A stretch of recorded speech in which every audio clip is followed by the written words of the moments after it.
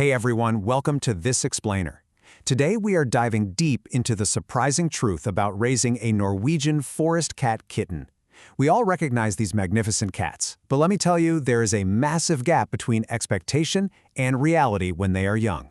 We're going to bridge that gap together right now.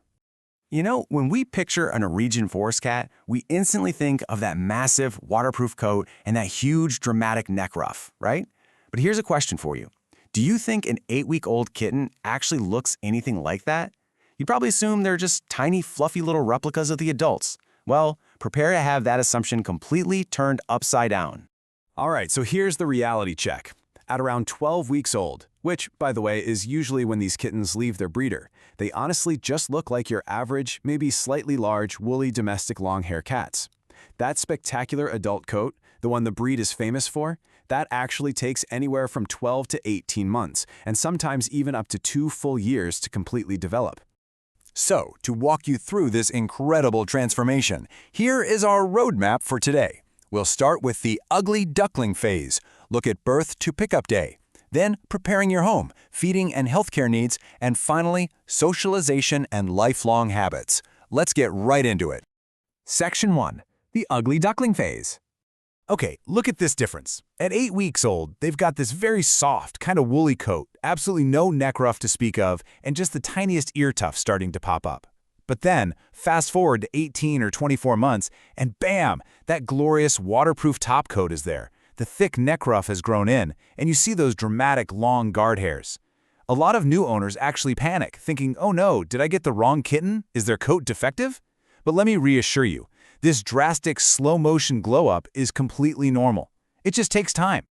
Moving on to Section 2, birth to pickup day. What is absolutely mind-blowing here is how incredibly fast they develop early on. I mean, at birth, these guys weigh barely 100 to 140 grams, and they are completely blind. By day 7 or 10, their eyes open up. By week 4, they're weaning and figuring out the litter box. But I really want you to focus on that 6 to 12-week window. This is the crucial period where they build physical coordination, learn bite inhibition so they don't bite too hard, and pick up essential social cues from their mom and their siblings. Reputable breeders will absolutely insist on keeping them through this phase because that maternal interaction, it is completely non-negotiable for their long-term behavior.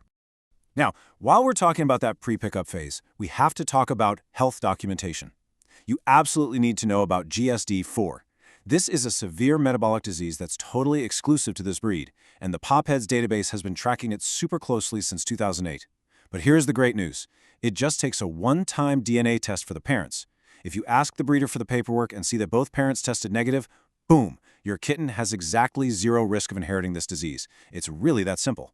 But, we really need to contrast GSD-IV with another huge health factor, and that's HCM, or hypertrophic cardiomyopathy. While GSD-IV is that easy one-and-done DNA test we just talked about, HCM actually requires periodic echocardiogram screenings. You might be wondering, well, why are we testing the parents and not the kitten? It's simply because Norwegian forest cat kittens are just way too young for an HCM screening to show anything meaningful. The condition usually doesn't show up until they're adults. So, having proof that the parents have clear, up-to-date cardiac screenings, that is your absolute best safeguard before bringing a kitten home. All right, Section 3, preparing your home. So because we are definitely not dealing with an average-sized cat here, your prep work is super important. You have got to invest in a heavy-duty, sturdy cat tree early on. Sure, a 12-week-old kitten won't use the very top tier right away, but trust me, those climbing instincts are strong and they grow fast.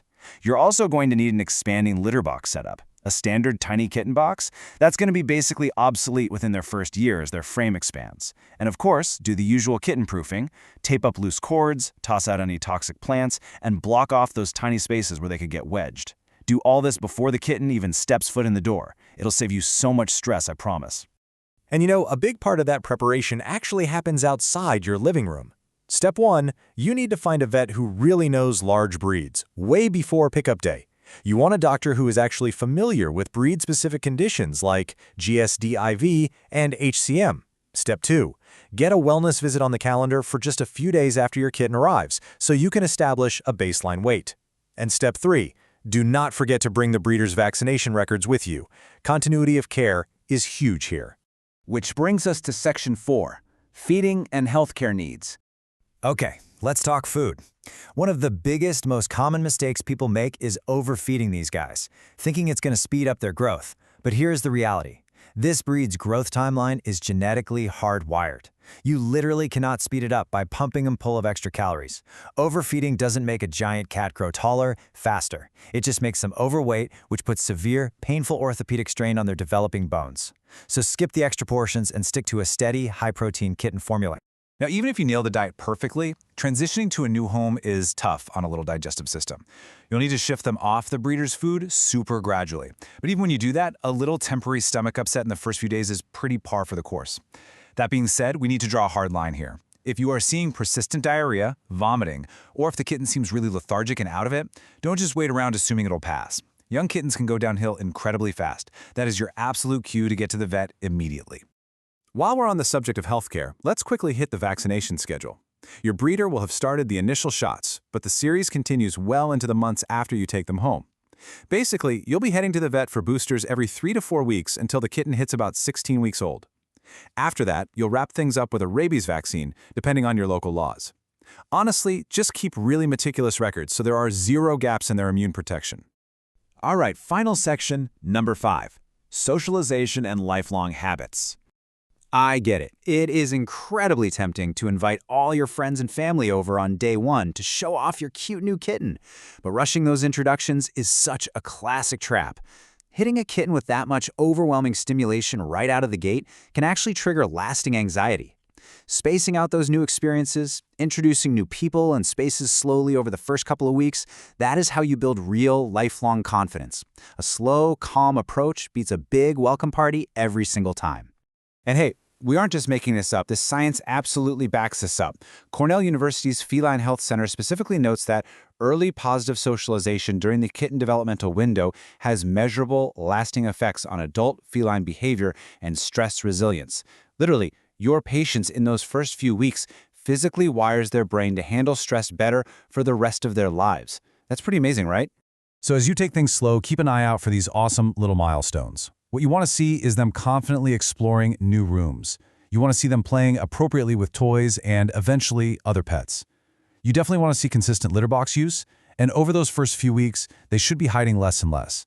If your kitten is still constantly hiding or acting terrified way past that normal adjustment period, definitely loop in your vet.